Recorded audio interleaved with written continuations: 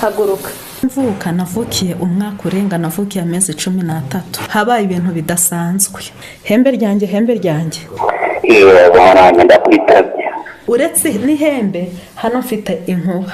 Aha ngaha hari inkuba y'ingore. Iyi nkuba iri hano uri kubona iri kuyaka ni inkuba y'ingore. Iyi nkuba iri aha ngaha idasa neza cyane ni inkuba y'ingabo. Hari igihe umuntu aza yarahemukiwe akambwira ati nshaka kwihimura ku muntu runaka, kwa kundi wumva ngo umuntu bamukubitishije inkuba. Iyi nkuba iyo nyitumye yakwica umuntu, ariko noneho ntabwo nica. Mu by'ukuri iri hembe nta kintu kirimo. Buri ushobora kuza ukambwira uti mfite umukobwa niwe nshaka kurongora. Uwo mukobwa agaciro kose yaba afite, urugo yaba avukamo, aho yaba aturuka hose, upfa ko bambwiye ko mushaka. Ikintu unzanira amazina ye. Iyi y'ingabo iyo nyitumye, iyi y'ingore isigara ku rugo. Ishobora gukubita umuntu cyane izuba riri kuva agapfa rwose, ikamukubita bikarangira, ariko njye ntabwo mbikora, ntabwo nica. Mwose babyeyi mudufashe gukurura ibintu byose uyu mwana bamwangije, akiraba umuntu asubiza ubwenge ku gihe. Iyo ari umurozi akaba yarangirije undi, nkamutegeka nkamubwira ati nutabikora ndagukubitisha inkuba, we ahita abyiyumvamo, akumva ko inkuba igiye kumukubita, akabona n'ibimenyetso ahantu ari ndi kumushika akadagadwa, nkamubwira ati nutarekura ibyo ufite. Noneho kugira ngo abure ubuzima bwe arabikora.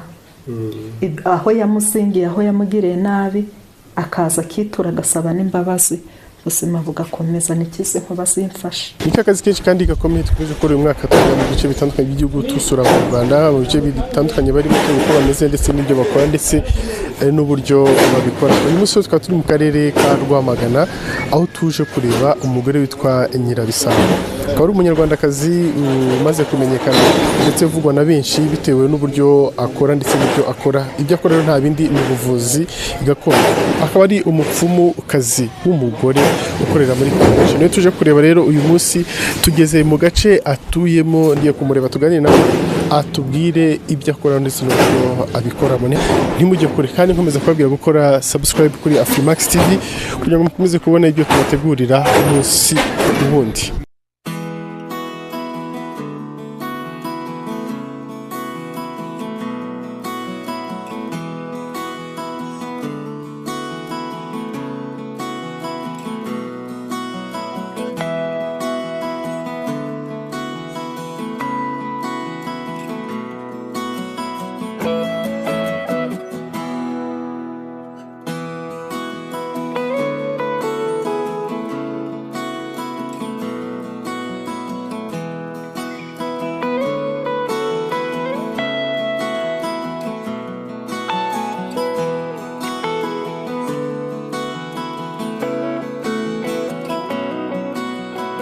Nkuko mubibona rero twageze kwa Nyirabisabo, turi kumwe, yatwakiriye nyuma yuko twasanze afite akazi kenshi.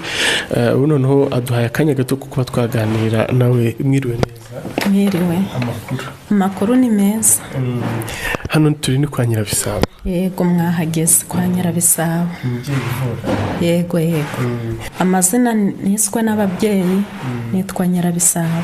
Ndi umuvuzi gakondo wabirazwe na sogokuru na nyogokuru. Nakuriye ku bibero byabo, nkora abantu imiti, nkora mbona uburyo bavura. Bageze nyuma babona mfite impano yo kuba navura, barabindaga. Ni ibintu bitangaje kubona umuganga w'umugore, n'ubwa mbere ngiye mpuye nawe. Sinzi niba abandi bahari. Ibintu ukora uretse kuba warabirazwe, ni ibintu wiyumvamo? Ni ibintu niyumvamo. Ni ukuvuga ngo mvuka, abandi bana muzi ko bavukira amezi 9. Njyewe mvuka navukiye umwaka urenga, navukiye amezi 13. Amezi 13. Muri uko kuvuka navukanye impano, bituma uyu murage bawumpa. Ntabwo bawumpaye iyo ntaza kuvukana impano, kuko ndi umudamu muzi ko abakera batagenderaga ku gitsina gore, kuvuga ngo bahereze umwana w'umukobwa impano. Basogokuru bashiraga abana b'abahungu imbere, ariko ngewe impano barayimpaye kuko nari nayivukanye. ni ukuvuga ngo barandaze ariko bandaga n'ubundi naravukanye impano. ni ukuvuga ngo mvuka habaye ibintu bidasanzwe. Naravutse mvuka ntinze, abaturage batangira kubyibazaho bati bariya abantu ko bavura kubera iki uriya mubyeyi atinze kubyara umwana. Naho ndi umwana w'umugisha. Noneho muri iryo vuka ryanjye haguye imvura nyinshi cyane. Imvura imaze kugwa inkube enye zirakubita. Inkuba zikubise abantu barakangarana ati habaye iki.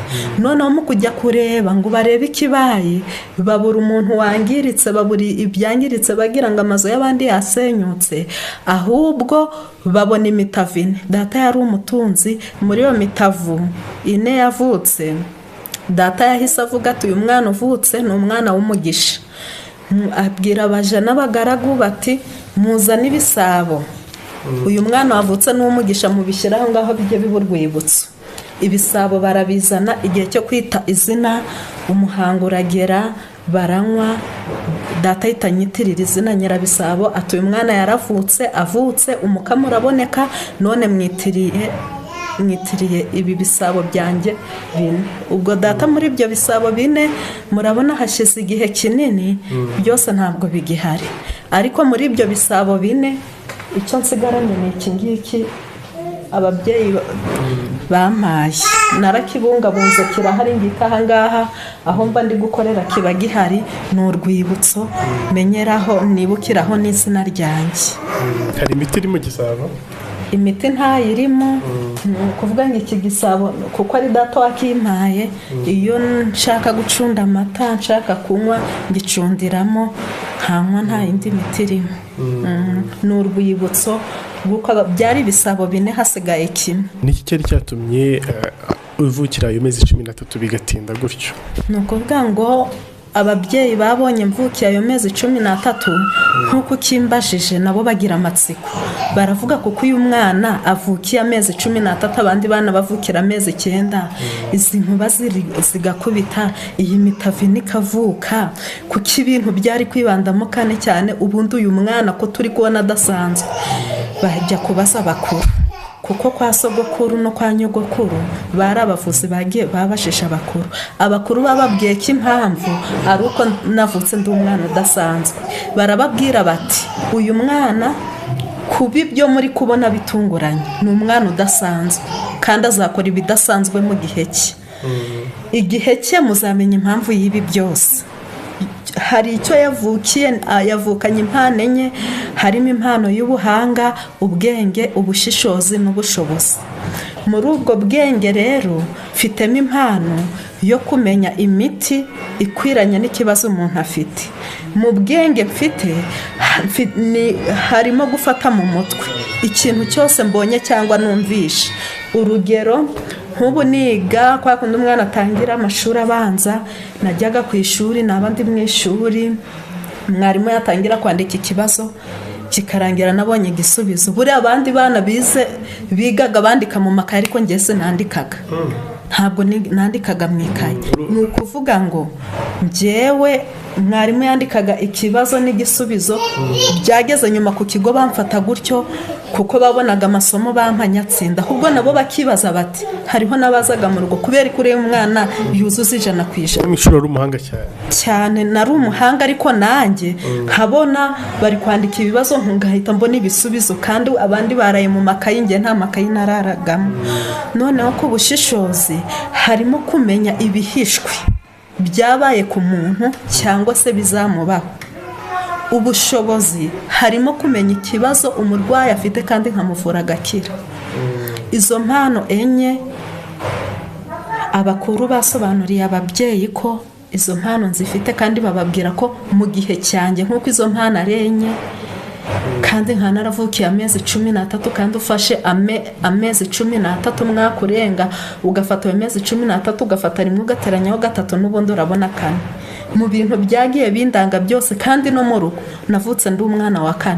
Ni ukuvuga ngo mu bintu byose byagiye bindanga hazagamo 4. Ariyo mpamvu ababyeyi bagize amatsiko, bituma bamenya insinzi y'uwondiwe. Nyuma yaho sogokuru na nyogokuru kubera ibyo bitangaza bambonagaho, kandi ari